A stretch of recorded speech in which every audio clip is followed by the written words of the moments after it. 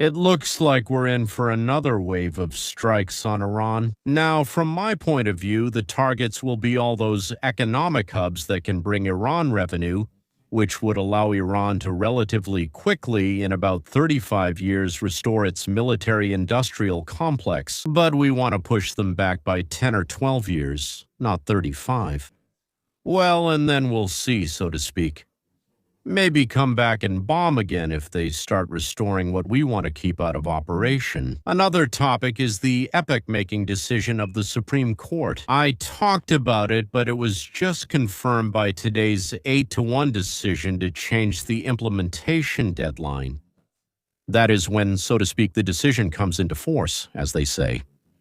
I'll talk about it.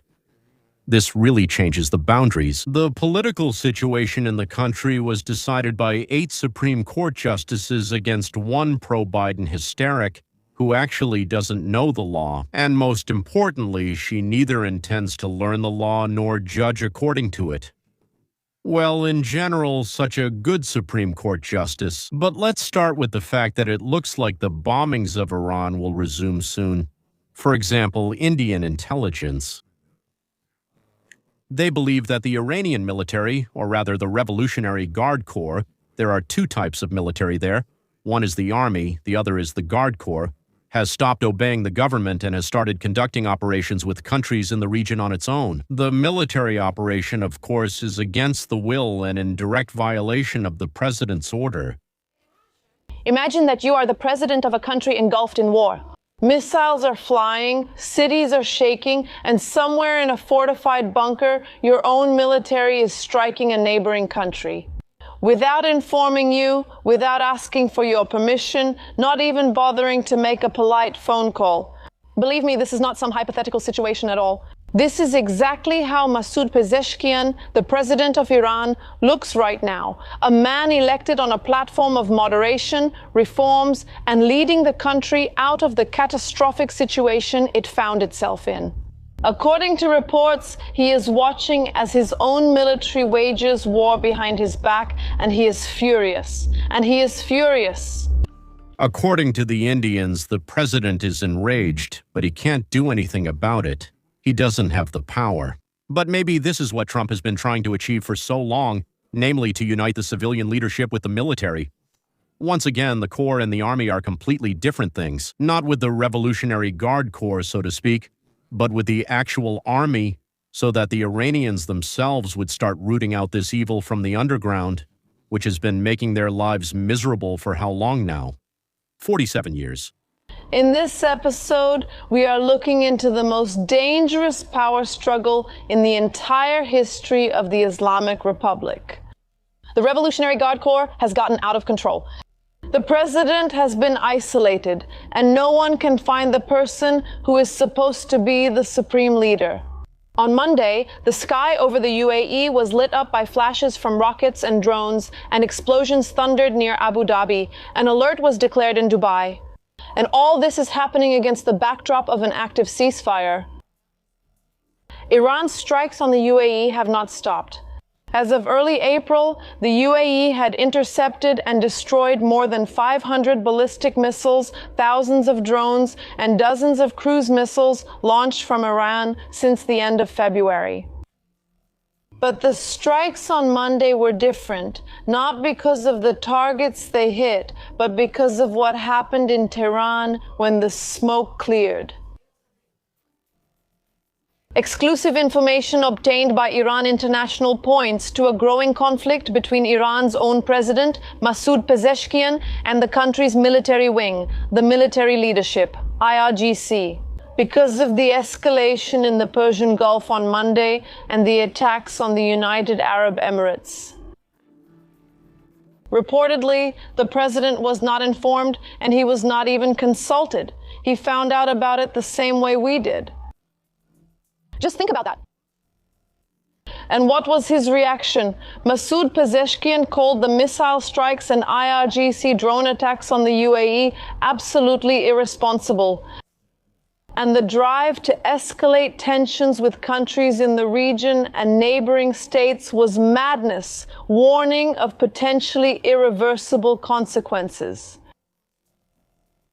Madness. That is the exact word the president of Iran himself used to describe his own army. And that the president Pezeshkian, I think that's his last name, really doesn't have any influence over the IRGC or, in fact, the radical mullahs either. The man who is actually running Iran's military machine right now is a fugitive on the international wanted list who can't take part in peace talks in any country in the world without risking arrest. Think about that, viewers. Pezeshkian also isn't going to back down without a fight. Sources close to the president's administration report that he has officially requested an urgent meeting with Mojtaba Khamenei to demand an immediate halt to the IRGC's unilateral strikes and to save what remains of the ceasefire. He is expected to state that the diplomatic window is still open, that Iran will not survive a new escalation with the US, and that the country's economy is already on the brink. Sources report that Pezeshkian has warned that without a ceasefire, the economy could collapse within 3 to 4 weeks. This actually matches Trump's words that in 2 or 3 weeks, Iran will have nowhere left to dump its oil, which is, as they say, gushing from the ground. They will have to cover, shut down, block many oil wells there, and halt oil production. Again, gentlemen, I'm not a specialist. I just found out that they use gas to push the oil up, but, so to speak, there are some other methods and so on. If you shut it down and stop doing this, all of it will lead to long-term and serious consequences for the Iranian oil industry. The president of Iran says we need peace. The Iranian foreign minister says the Strait of Hormuz must remain open, and the IRGC warns if you come closer, you will become a target. 3 voices, 3 contradictions, no coordination. The president of Iran is knocking on a door that the IRGC has locked tight. Is anyone on the other side listening? A lot may depend on that. Will this war flare up with renewed force, or will cooler heads finally find a way out? Find a way through. One thing can be said for sure, viewers. When a country's army stops obeying its own government, its own leadership, the danger threatens not only its enemies, but everyone. And what do the United States of America think? Let's say the Minister of War, the Commander-in-Chief. Well, who is our Commander-in-Chief? Experts. Iran must not obtain nuclear weapons under any circumstances. We are obligated to prevent this. We executed the maneuver and everything is going perfectly. They have no Navy, no Air Force, not even air defense systems, no radars, nothing at all. There are no leaders. We can't let them have nuclear weapons or there will be terrible problems. Everything is going well. President Trump insists Iran must not have nuclear weapons, telling Trey Yates from Fox News that Iran will be wiped off the face of the earth if they interfere with Project Freedom.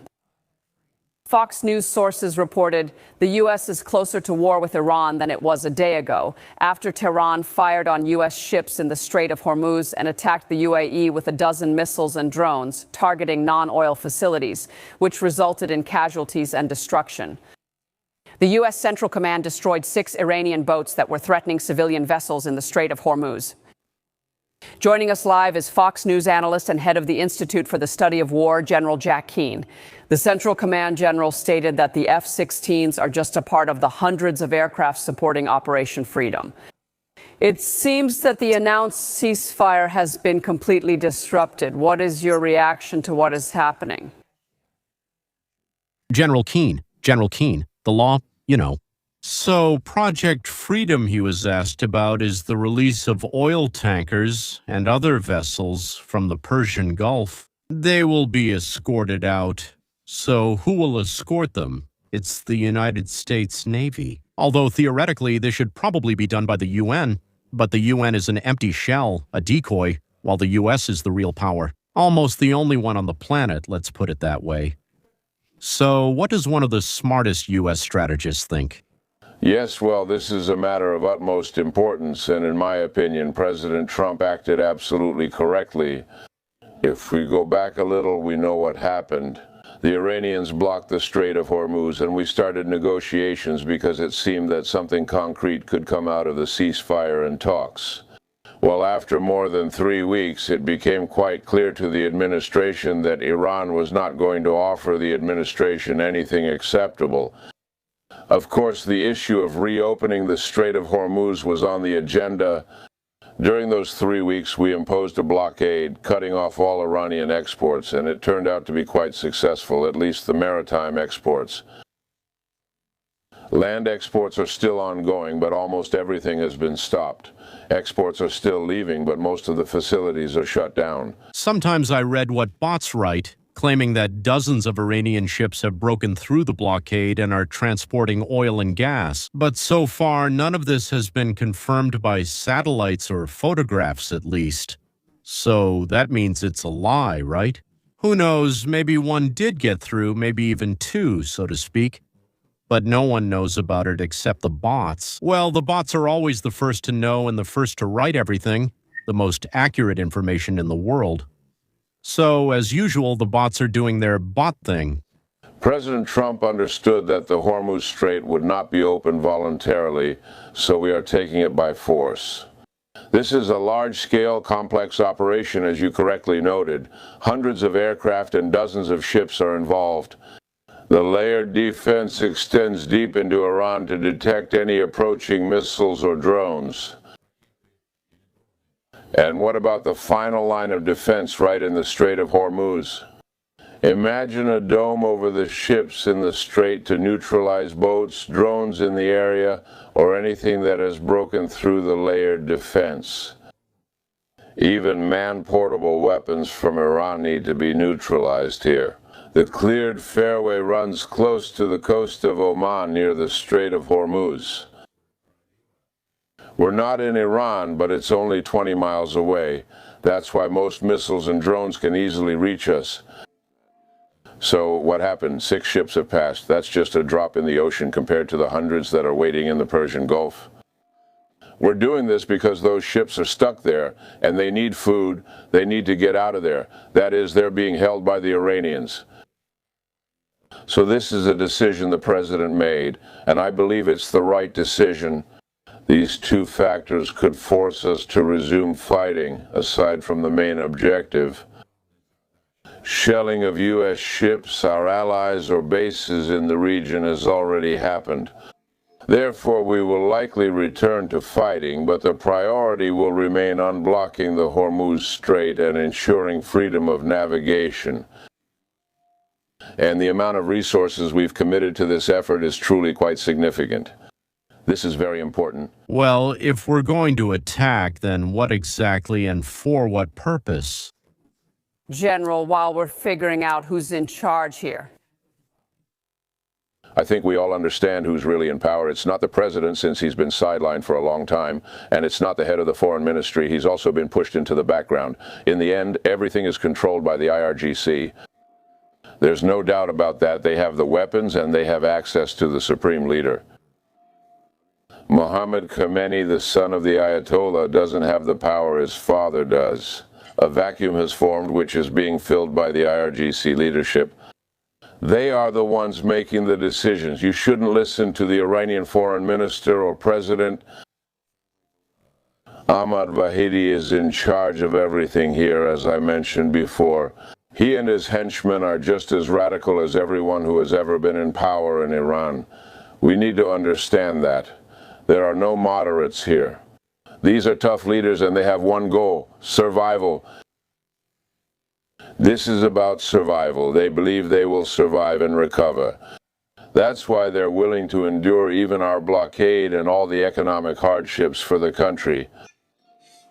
And you need to understand how monstrous these people are. They don't care about the suffering of their own people. That's the reality we're dealing with, which is why military force is being used here. After all, they won't voluntarily open the Hormuz Strait. We have to achieve this by force. I only have about 20 seconds, General, but if you could be brief. Do you think that this corridor created by U.S. Navy ships, which you mentioned, is an effective solution, or do you think additional measures will be needed? And do those include strikes on Iranian territory? Does that include strikes in Iran? No. I think Israel's return to full-scale hostilities is inevitable. They are not involved in the events in the Hormuz Strait, but we are involved. Our priority is to unblock the Hormuz Strait. Most likely, we will be able to carry out targeted strikes on a number of critical targets, since Iran continues to violate the ceasefire. It's important for our audience to understand this. We have not violated the ceasefire. All we have done is escort ships through the Hormuz Strait, and we have taken a strictly defensive position to protect the vessels passing through there. It was Iran that violated the ceasefire by opening fire on ships, opening fire on the UAE and Oman, and certainly on U.S. warships, including merchant vessels. Well, it's time to talk about the fact that 40 years of the Stalin formula in America have come to an end. Well, it ended yesterday. No, I didn't misspeak. That very Stalin, not someone else. His famous formula, and yes, in America. But the most important thing is that it's over. Iosif Vissarionovich had a famous saying that became a nightmare of the 20th century. It's often repeated. So let me quote it because we'll be coming back to it today. We'll be coming back to it. It doesn't matter who votes. What matters is who counts the votes. I'm not 100% sure that's the exact wording, but the idea is correct. This was said by Joseph Vissarionovich Stalin. This was said by Joseph Vissarionovich Stalin. And this, my friends, is basically at the core of what I want to tell you today. Because on May 4th, 2026, the Supreme Court of the United States made a decision that once and for all abolishes one of the most subtle, most ingenious, and most effective vote counting systems, I would say in advance, ever invented in a free country. The decision is called, or rather the case was called, Louisiana versus Cala, and I promise you, what I'm going to tell you in the next 20 minutes will change your understanding of American politics for many years to come. I want to say one important thing right away. Stalin's formula, it doesn't matter who votes, what matters is who counts the votes, is usually understood in a narrow sense, as if it's only about ballot fraud at the polling station, like they threw in an extra 1,000 for the communists but announced 200,000. But that's the most primitive form of this scheme. And to be honest, in the United States of America, such a primitive form practically doesn't work. Observers, counter-checking technology, over there in America, the scheme was different, much more complex, much more elegant, and unfortunately, much more effective. Not vote counting, not ballot substitution, but preparing the whole country to vote not the way the country actually wants to vote.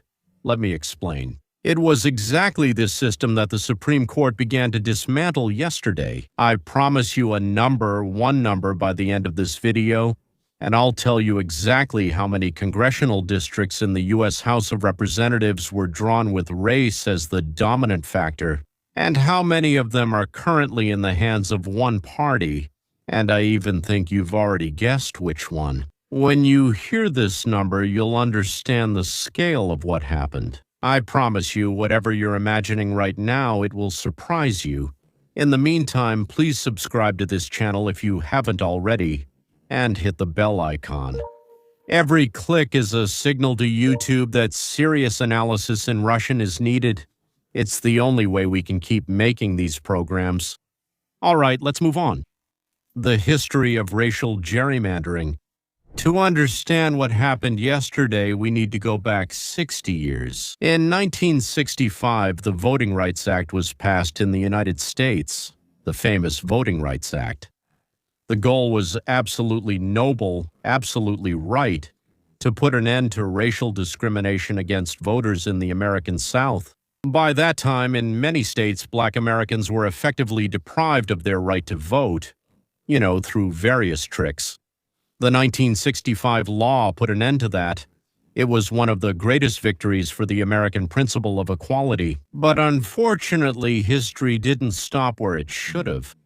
In the 1980s and 1990s, under political pressure, the Department of Justice and federal courts began to interpret Section 2 of this law in a completely different way. As they said, in a radically different way. They began to require states to draw districts based on race. Let me try to explain what this means. Districts where black or Hispanic voters would make up an overwhelming majority. Well, here's a square and there's a little rectangle, but there's no black majority there. Yeah, so now we'll figure out how to get to another part of the city and attach another part of the city to this district and carve out some other part from it. Well, anyway, that's how it all started. On paper, it looked like a continuation of the noble cause of 1965. In practice, it turned into its opposite, as philosophers would say. It turned out to be something completely different. Electoral district maps started being drawn based on the skin color of the voters. Not by geography, not by any economic principles, not by cultural or social ones, but literally by race. It resulted in some grotesque forms. One district in North Carolina got the nickname Worm 85. They had this, Highway 85. And the worm stretched along this interstate highway, absorbing black neighborhoods from 6 different cities and bypassing those cities where there wasn't a black majority. In Louisiana, Alabama, Mississippi, Illinois, Maryland, they looked at this and said, how interesting. And they started drawing the same ones. They even got a special name, racial snakes. Now comes the main question, right? But why?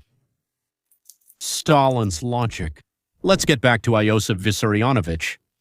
Joseph, as he's called here, used to say, it doesn't matter who votes, what matters is who counts the votes. In modern America, it works, differently. In America, the scheme has been translated into the language of demographics and geometry. The principle is like this. Imagine a state where 40% of the voters are black. These voters, in the overwhelming majority, about 80 to 90%, vote for the Democrats. Well, they used to vote that way, at least, right? If you draw the district map honestly based on geography, then in this state there would be, let's say, 8 districts. Half of them are competitive, half of them could go to the Republicans, and the other half to the Democrats. What does the Democratic Party do as soon as it comes to power? The party seeks through the courts and the Department of Justice to have the map redrawn, claiming that black people are being discriminated against. It's not very clear how. All black voters are packed, that's the technical term, packing in English, into 2 or 3 special districts.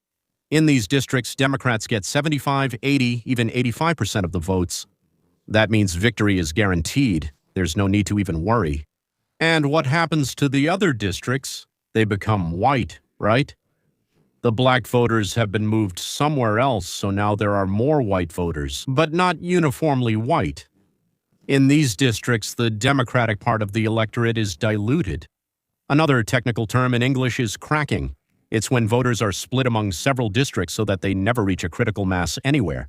That's the result. A state where the population is roughly evenly divided guarantees sending not 4 Democrats and 4 Republicans to Congress, but 6 Democrats out of 8 possible seats. And this, my friends, is exactly how the whole country is being prepared so that people vote not the way the country actually wants to vote. This is what I mentioned at the beginning. But this isn't about counting, it's about geometry, maybe even trigonometry. Who exactly was being pushed out? This system was aimed against a very specific part of the American electorate. It was thought out, implemented, and outlined. Who exactly was it pushing out? Let's call things by their proper names. This system systematically diluted and neutralized the votes of conservative voters. Those who believe in individual freedom and limited government, Christian voters who refuse to recognize gender ideology as the state religion, white middle-class voters, especially from small towns, suburbs, and rural America, and most importantly, individualists. Those who don't agree that the government should decide for us. These voters exist. There are many of them. In the real demographics of the United States of America, you might be surprised, but they are the majority, or at least close to it. But in Congress, they've been a minority for decades, and they remained a minority because the system was designed so that their voices would be diluted to prevent them from uniting, not to let them elect representatives who could defend their interests. Probably the Freedom Caucus is, so to speak, what's left. This is not a conspiracy theory. This is a legally documented practice that has been defended by the courts for 40 years. How? Protection of minorities. And yesterday, it was overturned. The decision of Louisiana versus Cale. 6 votes to 3. States can no longer use race as the dominant factor when drawing districts. They can't pack. They can't dilute. The maps must be colorblind. That's what liberals kept telling us all the time. Don't see color. And it turned out that's exactly what they're doing now. The constitutional principle of equality of citizens before the law has been restored. The Louisiana map was time-sensitive. State Governor Jeff Landry has already canceled the primaries as of May 16 to have time to redraw the districts before the midterm elections. Residents of Louisiana asked the Supreme Court to waive the usual 32-day waiting period. They allowed time for the court's decision to take effect. The court agreed, which was quite logical. Elections can't be held with districts already declared unconstitutional. And this is where one of the most astonishing stories in the history in the practice of the current Supreme Court begins. Justice Ketanji Brown Jackson. She is sort of the youngest and most ideologically left-leaning member of the Supreme Court. It's known that Biden didn't even nominate her himself. Just an auto pen. Someone signed her in for the court, and that's it. Now this can't be undone anymore.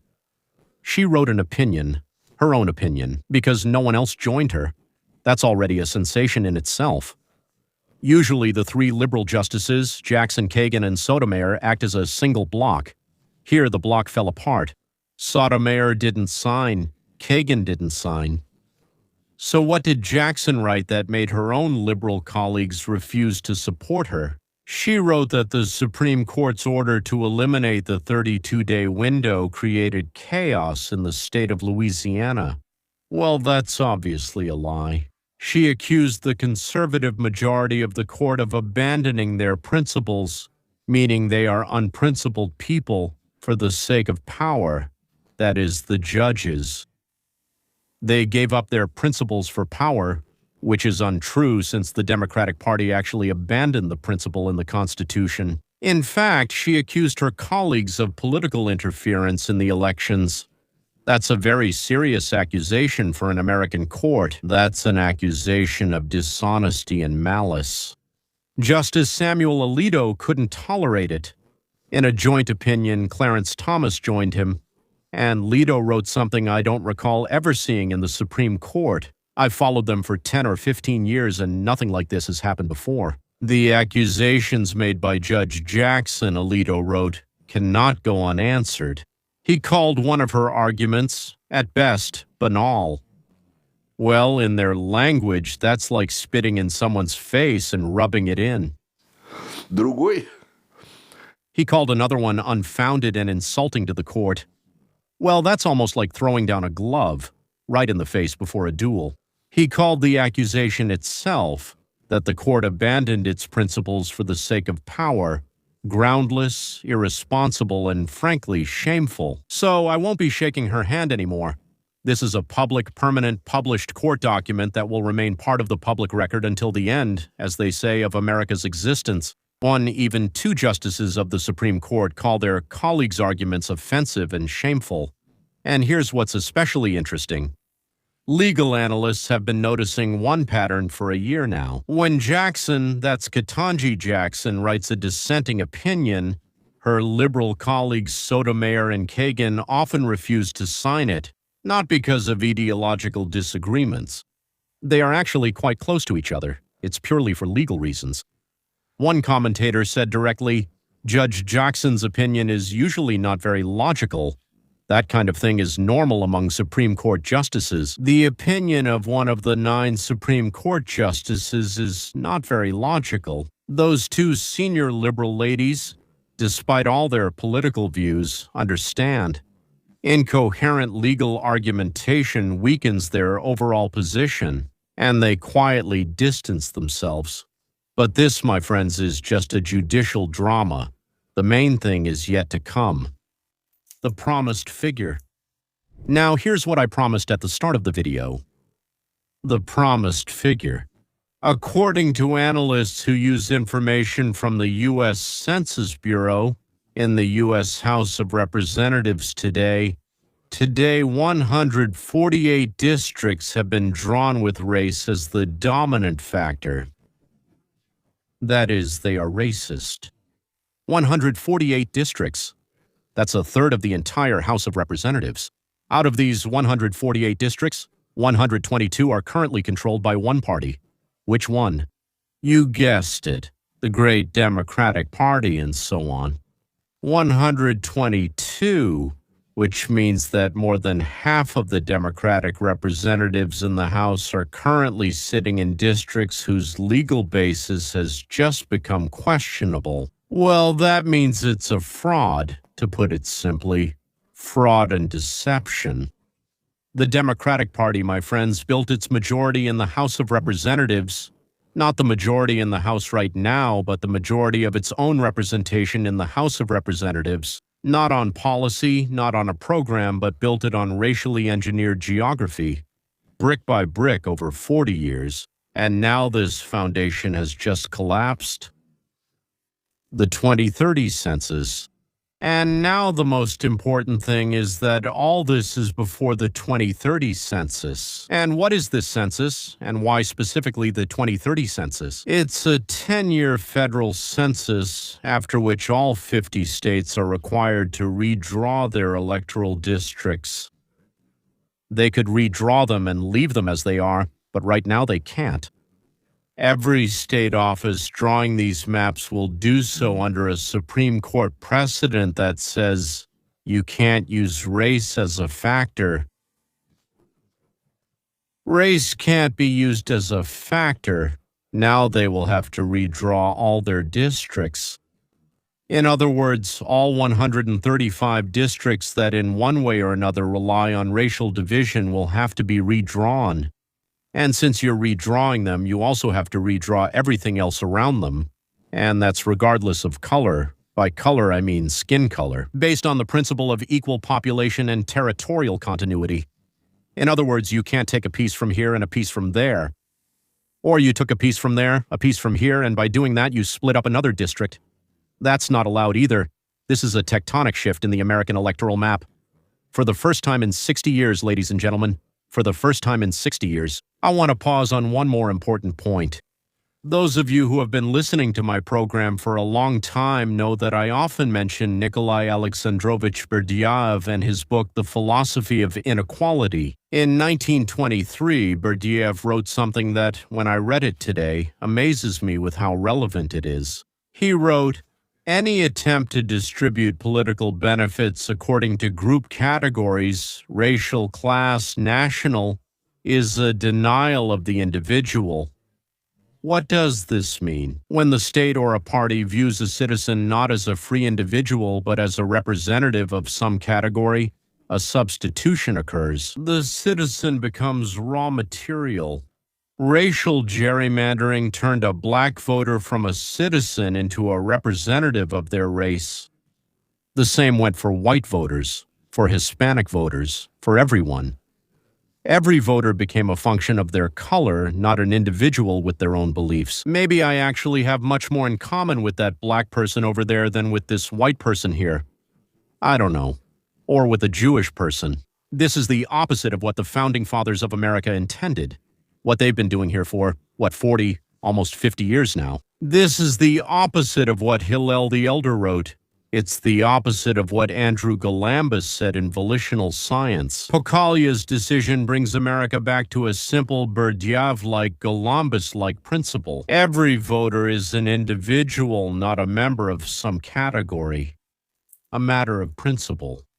I want to say one important thing so that this video isn't just, some kind of partisan celebration. There will definitely be all sorts of bot-like entities writing things there, there.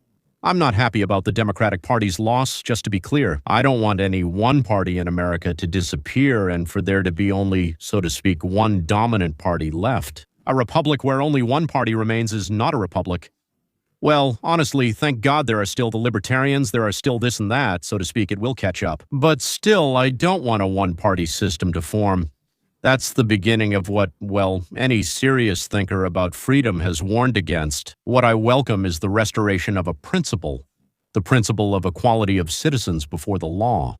A principle that we have largely moved away from, and which today, even if under political pressure, is slowly being restored. With difficulty, with obstacles, but it is being restored. And if the Democratic Party now really has to compete for votes, instead of knowing that no matter what they do, they have guaranteed votes there, and not get them because of how district boundaries are drawn.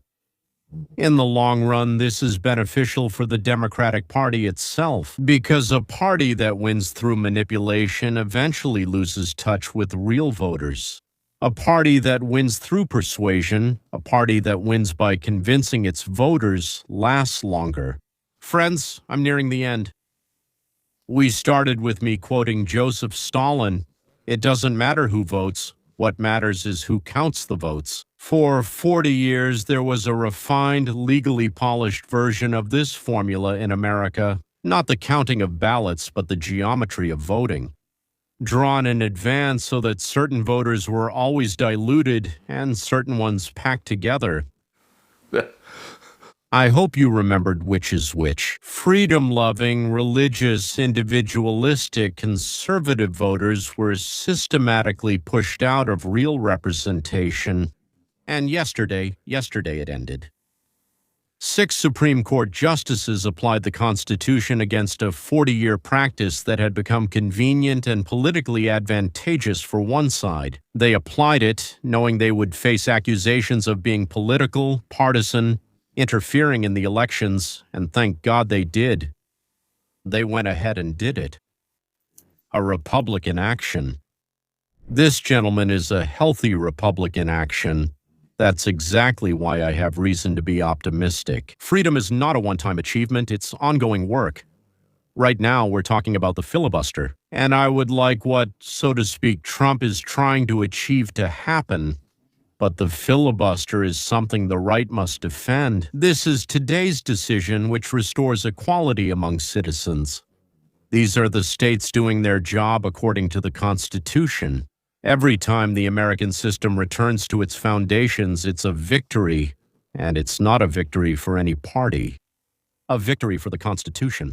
And Stalin's formula has lost on American soil today, and this is a very good day for freedom. Thank you for watching until the end. If you found this program useful, please click like. Give it a like. Subscribe to the channel and click the bell. Share the video with those who you think will find it important. Every click is a vote for a serious conversation in Russian. Every comment is a signal that such conversations are needed. This has been Leon Vainstein. See you next time. Protect your freedom. Freedom. It's so easy to lose it because it's always more fragile than it seems.